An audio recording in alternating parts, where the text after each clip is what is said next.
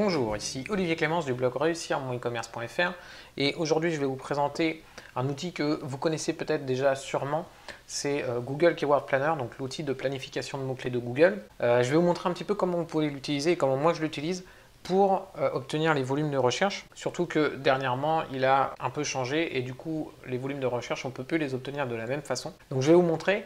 Alors déjà, parfois je l'utilise comme ça, mais ce n'est pas la meilleure solution à mon sens, c'est vous cliquez sur rechercher de nouveaux mots-clés et vous tapez votre mot-clé ici. Donc, moi je vais mettre module PrestaShop, c'est souvent l'exemple que j'utilise parce que c'est des mots-clés sur lesquels je travaille. Et donc vous cliquez sur obtenir des idées et là il va vous proposer des idées de mots-clés. Et ici, vous allez avoir des suggestions de mots-clés. Le problème c'est que je trouve qu'en règle générale, déjà, il n'en donne pas énormément. Et surtout, ils sont souvent assez malvenus. Alors dans cet exemple-là, c'est pas forcément parlant parce que module PrestaShop 1.6 c'est cohérent, PrestaShop plugin c'est cohérent, plugin PrestaShop c'est cohérent, add-on PrestaShop aussi, module PrestaShop gratuit c'est cohérent. Par contre, template PrestaShop, ça n'a rien à voir. J'ai demandé des modules, je veux pas des templates. Solution PrestaShop non plus. Menu PrestaShop, éventuellement, si on parle d'un module de menu PrestaShop, PrestaShop thème, ça j'en veux pas. Template PrestaShop pour e-commerce, j'en veux pas.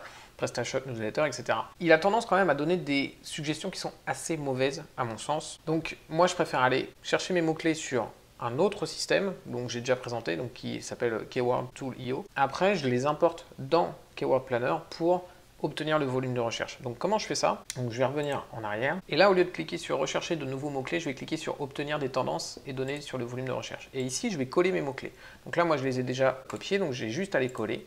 Et là j'ai les mots-clés que j'ai récupéré depuis un autre outil, donc celui que je parlais juste avant. Et maintenant je vais pouvoir rechercher le volume de recherche. Donc ici il faut bien vérifier par exemple tous les pays, tous les territoires. Éventuellement moi, je peux mettre que France. Google, mots-clés à exclure si vous avez des mots-clés que vous ne voulez pas intégrer. Et vous pouvez évidemment le faire avec un fichier CSV si vous avez enregistré ça sur un fichier CSV. Et vous faites obtenir le volume de recherche. Donc là, il prend les mots-clés que j'ai indiqués. Par contre, la nouveauté, c'est que maintenant, on n'a plus vraiment de valeur intéressante. On a entre 10 et 100 et entre 100 et 1000. Sauf que, voilà, travailler sur un mot-clé qui a 100 recherches ou un mot-clé qu'on a 1000, on ne va pas obtenir le même résultat au final. Donc comment on fait? Pour obtenir des valeurs plus précises, on va cliquer sur tout ajouter et ensuite on va cliquer sur examiner le plan. Ici, on n'a toujours pas de valeur. D'ailleurs, on va cliquer sur mots-clés pour voir les mots-clés. On n'a toujours pas de valeur qui apparaissent ici.